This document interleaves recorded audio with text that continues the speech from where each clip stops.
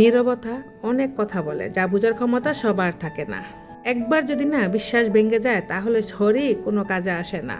কোনো কিছু ভেঙে যাওয়ার পর যতই জোড়া লাগানো হোক না কেন, কিন্তু সেটা আর কিন্তু পারফেক্টভাবে জোড়া লাগে না। হ্যালো এভরিওয়ান, আসসালামু আলাইকুম। সবাই কেমন আছেন? আমি আলহামদুলিল্লাহ ভালো আছি।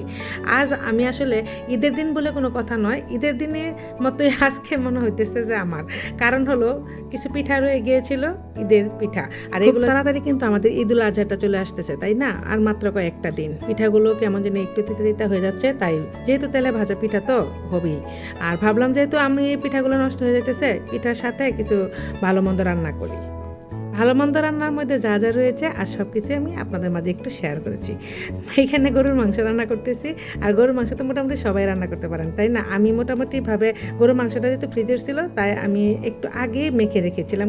মেখে রেখেও তারপর আবার মশলা দিয়ে দিলাম। মোটামুটিভাবে কষিয়ে আমি রান্নাটা করব। আজকে আমি প্রেশার কুকারে দেবো না, হাতে মেখেও রান্না করি নাই। আর যেহেতু ফ্রিজের মাংসটা না একটু যদি কষিয়ে রান্না করা হয় তাহলে কিন্তু ফ্লেভারটা অনেক ভালো আসে। এদিক দিয়ে কিন্তু আবার আমি ডাল রান্না করতেছি। ডালের মধ্যে মোটামুটিভাবে এখানে কাঁচামরিচ, পেঁয়াজ, রসুন এবং মরিচ, হলুদ, ধনিয়া সব কিছু দিয়ে দিলাম। যেহেতু আমি গাঢ় করে রান্না করব তাই আমি সব কিছু দিয়েছি, আর সামান্য পরিমাণ তেল দিয়ে দিলাম। এখানে আসলে যখন আমি শুধু ডালের একদম পাতলা ডাল রান্না করি, যে আমের টক দিয়ে, তখন শুধু হলুদ দিই আর সরিষা দিয়ে তেলানি দিই, আর কিছুই না। আর এখন যেহেতু আমি একটু গাঢ় করে রান্না করব, তাই আমি মোটামুটিভাবে হলুদ, মরিচ সব কিছু দিয়ে দিলাম এর মধ্যে। এখন কয়েকটা সিটি দিলে আমার ডাল রান্না হয়ে যাবে। প্রেশার কুকারে দিয়ে দিয়েছি। এদিক দিয়ে কিন্তু আমার গরুর মাংসটা কিন্তু প্রায় হয়ে যাচ্ছে, কষানো কষানো হচ্ছে, তবে রান্না হচ্ছে না। তবে আমার মনে হয় এভাবে যদি কষিয়ে রান্না করা হয় গরুর মাংস, তাহলে খেতে কিন্তু অনেকটা বেশি ভালো লাগে। অনেক আপুরা দেখলাম যে হাতে মেখে রান্না করেন, অবশ্য এত সময় আমার নাই। হাতে মাখিয়ে কিন্তু মেখে রান্না করতে গেলে কিন্তু আমাকে মোটামুটিভাবে 1 ঘন্টার মতো রেখে দিতে হয়, আর এত সময় নিয়ে আমি রান্না করার ধৈর্য আমার এমনিতে অনেক কম। তারপর এখানে কষানো হয়ে গেছে, আমি একটু গরম পানি দিয়ে দিলাম। আপনারা আসলে যখন রান্না করেন তখন কি এখানে গরম পানিটা দেন নাকি কি জানি না।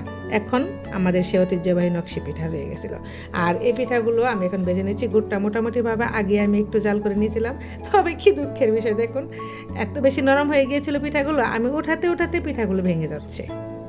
মোটামুটি অনেক দিন হয়ে গিয়েছিল তো, তাই এমন হয়ে গেছিলো। আর এত বেশি নরম এবং এত বেশি সফট হয়েছিল পিঠাগুলো, খেতেও যে কি অসাধারণ হয়েছিল কি বলবো। আসলে না খেলে তো বুঝতে পারবেন না। আর সবাইকে পিঠার দাওয়াত রইল। এখানে আর কয়েকটা এরকম শিরিষ পিঠা রয়ে গেল, পাতা পিঠা রয়েছিল, এগুলো মোটামুটিভাবে ভেজে নিয়েছিলাম। আজকের ব্লগটা আসলে এই পর্যন্তই। সবার কাছে কেমন লাগলো? যদি একটু হলেও ভালো লেগে থাকে তাহলে লাইক, কমেন্ট, শেয়ার করে আমার পাশে থাকবেন। আমি আসলে চেষ্টা করি ভিডিওটা অনেক সুন্দর করার জন্য, কিন্তু রান্না করার সময় তো আর পারি না, কারণ আমি এত তাড়াহুড়া করে রান্না করি, তখন যে আমি একটু গুছিয়ে রান্না করব সেই সুযোগটা অবশ্য আমি পাই না। তারপর আমি চেষ্টা করি আপনাদের মনের মতো করার জন্য, কিন্তু মনের মতো কি আর হবে রান্নার সময় যদি সেটা না করতে পারি। আজ এই পর্যন্তই। সবাই ভালো থাকবেন। আল্লাহ হাফেজ।